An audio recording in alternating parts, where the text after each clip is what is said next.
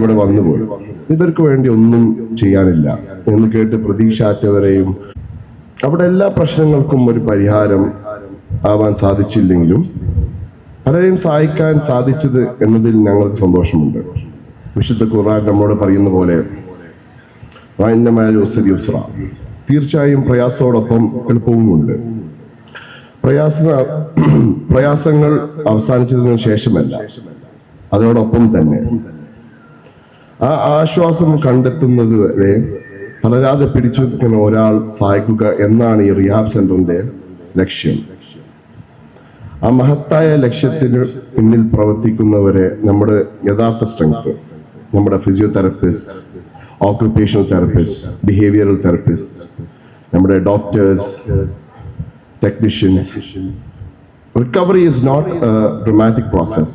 ആരെയും കാണിക്കാനല്ലാതെ, ആരുടെയും കൈയടിക്ക് വേണ്ടിയല്ലാതെ, അവർ 100ാമത്തെ തവണയും ക്ഷമയോട് പ്രാക്ടീസ് ചെയ്യിപ്പിക്കുന്ന ഒരു ചെറിയ ചുവടുവെപ്പാണ് യഥാർത്ഥത്തിൽ മാറ്റങ്ങൾ കൊണ്ടുവരുന്നത്. They do that work every single day. ഈ ഒരു വർഷം കൊണ്ട് ഈ സെന്റർ എന്തൊക്കെ നേടിയിട്ടുണ്ടോ അതെല്ലാം അവരുടെ റിലൻറ്റ്ലെസ് കമ്മിറ്റ്മെന്റ്സിന്റെ റിസൾട്ട്സ് ആണ്. പിന്നെ പേഷ്യൻസിന്റെ ഫാമിലി മെമ്പേഴ്സിനോട് പറയാനുള്ളത്, ഞങ്ങൾക്ക് ഏറ്റവും സ്നേഹമുള്ളവരെ നിങ്ങൾ ഞങ്ങളെ വിശ്വസിച്ചേൽപ്പിച്ചു. ആ വിശ്വാസത്തിന്റെ വില എന്താണെന്ന് ഞങ്ങൾക്ക് നന്നായിട്ട് അറിയാം. അത് കാത്തു സൂക്ഷിക്കാൻ ഞങ്ങൾ എന്നും ശ്രമിച്ചുകൊണ്ടിരിക്കും. In many ways, what happens reflects a truth about life. The world survives because of the small, quite good deeds that people do every day. നമ്മൾ എപ്പോഴും വലിയ miracles കൊണ്ട് വേണ്ടി കാത്തിരിക്കാം സൊസൈറ്റി മാറ്റങ്ങൾ ഉണ്ടാവാൻ. But what truly keeps us moving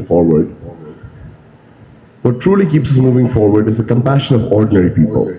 A simple smile, a moment of patient listening, or just being there for someone when they're struggling. But when all these small acts come together, they create a massive ripple effect. It becomes a collective greater good that directly contributes to the overall well-being of the community. അള്ളാഹുവിന്റെ നാമത്തിൽ എല്ലാ സഹായ ആഗ്രഹങ്ങളും സാധിച്ചു തരുമാവട്ടെ. ആമീൻ. അസ്സലാമു അലൈക്കും വറഹ്മത്തുള്ളാഹി വബറകാതുഹു. ഇൻഷാ അല്ലാഹ്.